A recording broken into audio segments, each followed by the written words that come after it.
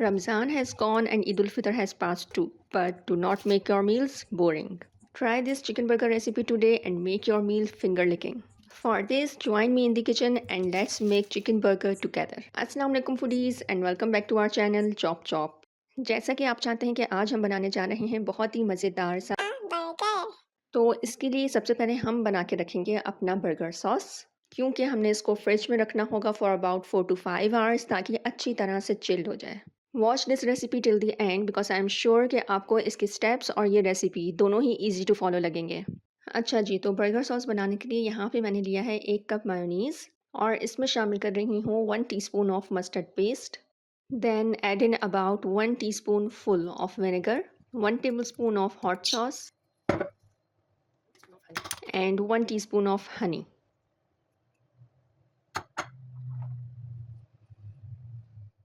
Then whisk all the ingredients well. Then with the help of any spatula or spoon आप इसको store करें bottle में और इसको रेफ्रिजरेट कर लें for about 4 to 5 hours.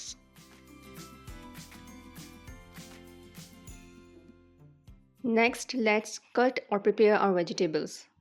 Fries बनाने के लिए मैंने यहाँ पे ले लिए हैं 2 आलू। इस तरह से मैंने बड़े आलू ले लिए हैं 2 और इनको इस तरह से आप स्लाइस करके कट करेंगे और ईज़िली मिनटों में आपकी ये फ्राइज़ की कटिंग हो जाएगी और आप इसको फ्राई कर लेंगे।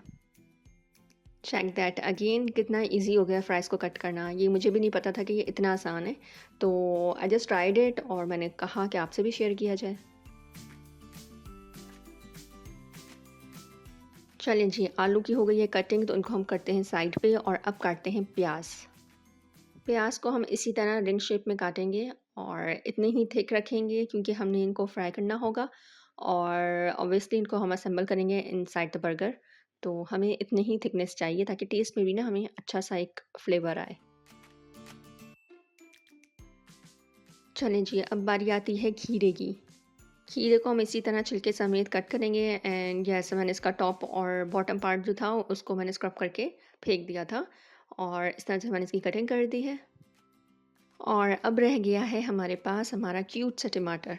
देखिए यहाँ जितनी भी वेजिटेबल्स यूज़ की हैं मैंने, जो मैं बर्गर के अंदर असेंबल करूँगी वो सब एक-एक लिए हैं। 1 प्याज, 1 टमाटर, 1 खीरा और इससे 4 बर्गर आराम से बन जाएंगे, बल्कि इससे ज़्यादा भी बन सकते हैं। बट मैं यहाँ 4 बर्गर्स बना रही हूँ तो ये बहुत ही इनफ था इन 4 बर्गर्स के लिए।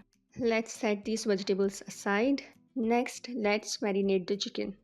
तो इसके लिए मैंने लिया है 500 ग्राम जो चिकन का थाई पार्ट होता है उसका कीमा और 500 ग्राम चेस्ट पीस का कीमा। ठीक है, तो मेरे पास ये 1 किलो कीमा है। अच्छा जी, तो अब इसमें मैं ये सारे खुश्क इंग्रेडिएंट्स शामिल कर रही हूँ, जिसमें है हाफ़ टी स्पून काली मिर्च पाउडर, सफ़ेद मिर्च पाउडर, लाल मिर्च पाउडर, कुटी लाल मिर्च, 1 टीस्पून सौंठ, लहसुन पाउडर, नमक 1 and 1/4 टीस्पून और चिकन पाउडर 1 टेबलस्पून। इसके अलावा आप इसमें शामिल करेंगे 2 टेबलस्पून ऑफ सिरका और हैंडफुल ऑफ चॉप्ड धनिया। बस अब आपने इसको हाथ की मदद से अच्छे से मिक्स कर लेना है। अगर ये आपको थोड़ा ढीला लगे और इसमें जान ना लगे तो आप इसमें राइस फ्लावर डाल सकते हैं। अच्छा, अब यहाँ पे मैं आपको पैटीज़ को स्टोर करने का तरीका बता रही हूँ। इस तरह से आप बना के उसको 1 महीने के लिए स्टोर कर सकते हैं और जब चाहे आप इसको बना के एंजॉय कर सकते हैं। पैटीज़ बनाने के लिए यहाँ पर मैं एक टूल यूज़ कर रही हूँ जिसको बर्गर प्रेस कहते हैं। इसकी मदद से बहुत ईज़िली और जल्दी-जल्दी पैटीज़ बन जाएँगी। आप भी ये ले सकते हैं। तो सबसे पहले आपने चिकन कीमे की इस तरह से बॉल बनानी है। इसको फिर आपने इसकी सरफेस पे बेस पे रखना है और ऊपर से आपने इसको प्रेस कर देना है, ठीक है? इस तरह से ये शेप तैयार हो जाएगी, बन जाएगी और आपने इसको बटर पेपर पे इस तरह से रख लेना है।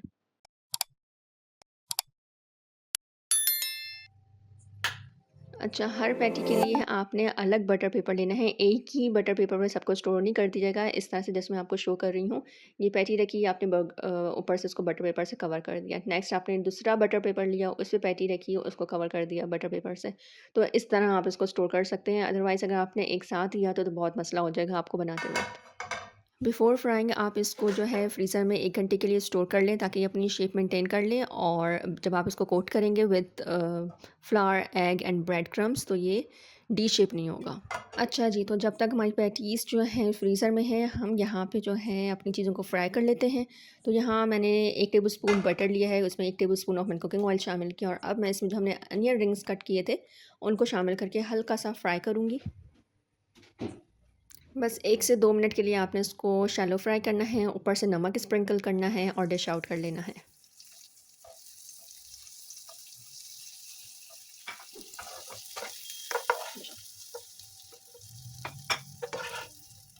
साथ ही मैंने यहाँ पर फ्राइज़ भी फ्राई कर लिए थे, लेकिन वो मैं शो नहीं कर सकी। अच्छा, अब इसी पैन में आप जो है बर्गर्स को सेंक लें। आपने हल्का-हल्का सा इसको बिल्कुल लो फ्लेम पे सेंकना है ताकि थोड़े-से क्रिस्पी ब्राउन से हो जाएँ।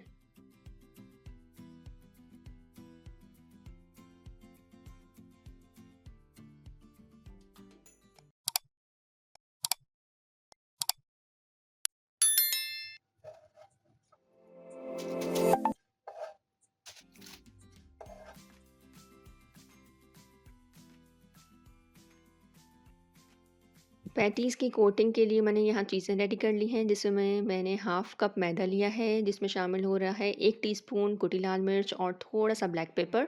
साथ में मैंने 2 व्हिस्क किए हुए एग ले लिए हैं और थर्ड प्लेट में जो है यहाँ पर मेरे पास है ब्रेड क्रम्ब्स। साथ ही यहाँ पर मैंने पैन में शामिल कर लिया है थोड़ा-सा ऑयल। फ्लेम को आपने मीडियम टू लो रखना है। अब देखिए ये मैंने एक पैटी फ्रीज़र से निकाली है, इसको मैं कोट करूँगी मैदे में। इस तरह से आपने बहुत ही आराम से मैदे में शामिल करना है। इसको आगे-पीछे से कोट करके आपने इसको ट्रांसफ़र कर देना है व्हिस्क एग की प्लेट में।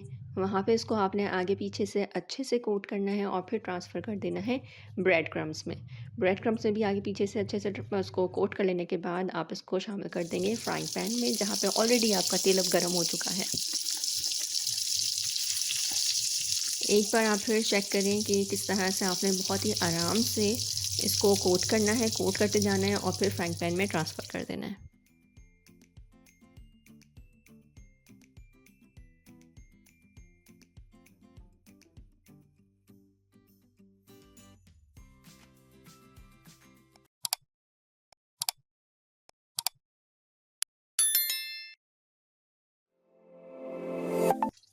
ये देखिए इस तरह से हमारे कबाब जो हैं एक-एक करके फ्राई होते जाएँगे।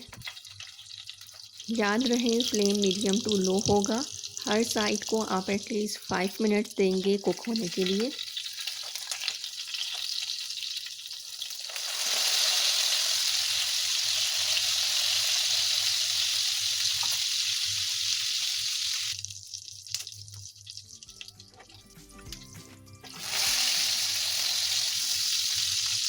जब दोनों साइड्स को आप इस तरह से कुक कर लें तो फिर आप फ्लेम को मीडियम कर दें और इसको ब्राउन कलर आने तक पकाएं। इस तरह से आपके कबाब फुली डन भी होंगे, अंदर से कच्चे भी नहीं रहेंगे, जूसी भी होंगे और कलर भी बहुत अच्छा सा आएगा। जी, तो आ गया सबसे मज़े का पार्ट इस रेसिपी का, वो है असेंबलिंग। अच्छा, अब यहाँ मैंने थोड़ा-सा ऑयल लिया है फ्राइंग पैन में और यहाँ मैं कबाब की पैटीज़ के ऊपर चेडर चीज़ का स्लाइस रखती जाऊँगी ताकि वो थोड़ा-सा ना मेल्टेड फॉर्म में मुझे मिले। तो बस मैंने इस तरह से उसको ग्रीस किया पैन को और इस तरह से कबाब रखती जा रही हूँ और इसके ऊपर मैं ये चेडर चीज़ के स्लाइसेस हैं, इसको प्लेस कर दूँगी।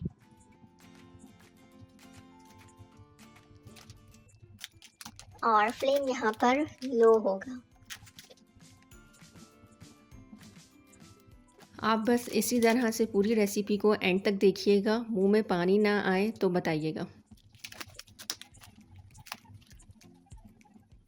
जब तक चीज़ मेल्ट हो रही है, ये बर्गर की जो नीचे वाली बेस होती है, इसके ऊपर मैं बर्गर सॉस अप्लाई कर रही हूँ, जो हमने सबसे पहले बना के फ्रिज में स्टोर कर दी थी, तो इसके बाहर आने का वक्त हो चुका है। तो इसको मैंने बर्गर के नीचे वाले बन पे अप्लाई किया है। अप्लाई कर लेने के बाद इसके ऊपर मैंने सैलेड लीव्स रखे हैं, इसको मैंने अच्छी तरह से वॉश कर लिया था। Then patties with cheese set कर दी है और अब अनियन रिंग्स रख रही हूँ। ठीक है, अनियन रिंग्स सेट कर लेने के बाद आएगी बारी टमाटर की और फिर खीरे की।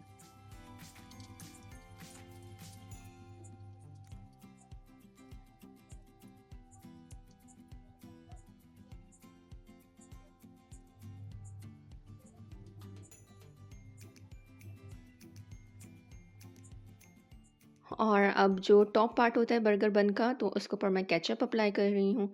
आप अपनी मर्ज़ी का कोई भी केचअप यहाँ पे लें, उसको इस पे अप्लाई करें, स्प्रेड करें और फिर इसके ऊपर रख दें और लीजिए मज़ेदार चिकन बर्गर हमारा तैयार है। Don't forget to share your reviews and comments about this recipe. I will be waiting. Until next time, happy cooking!